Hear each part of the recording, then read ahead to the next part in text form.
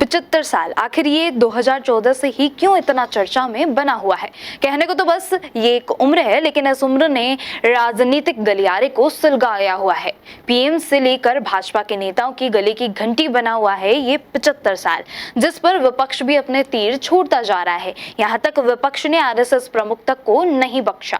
नमस्कार, मैं हूं नंदिनी नामा और आप देख रहे हैं अपडेट इंडिया। पहले हम बात करते हैं 75 साल आखिर कब चर्चा में आया। तो 75 साल 2014 में पहली बार चर्चा में आया था, जब केंद्र की सत्ता में नरेंद्र मोदी पीएम की कुर्सी पर बैठे थे। उस दौरान कई नेताओं को भाजपा ने मार्गदर्शक मंडल में भेजा था, जिसे लेकर उस समय काफी उथल पुथल नजर आई थी, क्योंकि भाजपा ने 2014 के लोकसभा चुनाव में भले ही लालकृष्ण आडवाणी को टिकट दिया हो, लेकिन उन्हें सरकार बनने के बाद ही मार्गदर्शक मंडल में भेज दिया था।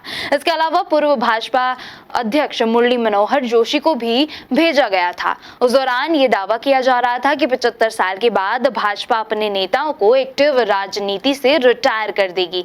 इसके बाद कई नेताओं का पत्ता भी कटा था।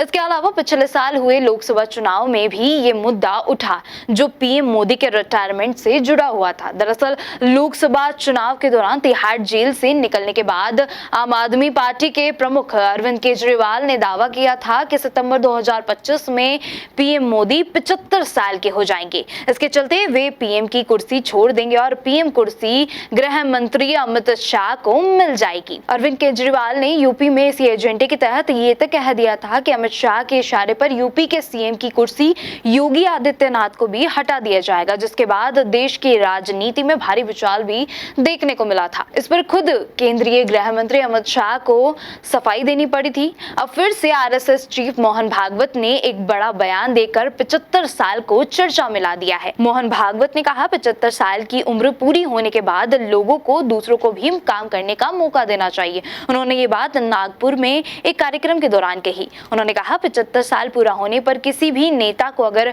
शोल उड़ाई जाती है तो इसका मतलब है उनकी उम्र हो चुकी है और अब बाकियों को मौका दिया जाना चाहिए। अब मोहन भागवत के बयान पर विपक्षी दलों को भाजपा और पीएम मोदी को आड़े हाथ लेने का मौका मिल गया। विपक्ष का कहना है कि आरएसएस प्रमुख ने ये बात प्रधानमंत्री नरेंद्र मोदी के लिए कही है। इतना ही नहीं, मोहन भागवत के इस बयान पर कांग्रेस नेता जयराम रमेश ने तो एक तीर से दो निशाने साध लिए हैं। भाई साहब, उनका कहना है पीएम मोदी को लौटते ही सरसंघ चालक ने याद दिला दिया कि 17 सितंबर 2025 को वे 75 साल के हो जाएंगे, लेकिन प्रधानमंत्री सरसंघ चालक से ये भी कह सकते हैं कि वे भी तो 11 सितंबर 2025 को 75 साल के हो जाएंगे। तो हुआ ना एक तीर से दो निशाना। वहीं दूसरी ओर शिवसेना यूबीटी के नेता संजय राउत ने भी आरएसएस प्रमुख के बयान पर टिप्पणी की है।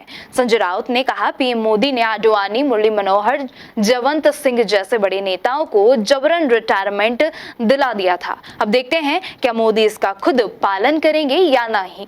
आपको जानकारी दे दें कि देश के संविधान में प्रधानमंत्री पद पर बैठने वाली योग्यताओं में आयु की कोई सीमा नहीं है। मतलब कोई भी व्यक्ति पीएम की कुर्सी पर ज्यादा उम्र के बावजूद भी रह सकता है, लेकिन अगर उम्र बढ़ने के बावजूद भी नेता अपनी कुर्सी पकड़े रहेंगे तो युवा पीढ़ी को मौका कैसे मिलेगा।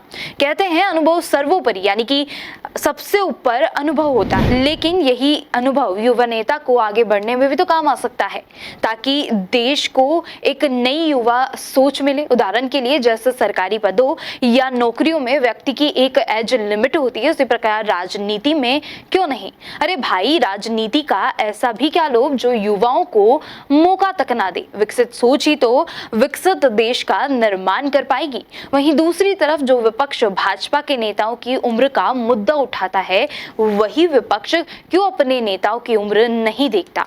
पक्ष विपक्ष दोनों में ही कई नेता ऐसे हैं जो या तो 75 के होने वाले हैं या फिर 75 पार कर चुके हैं।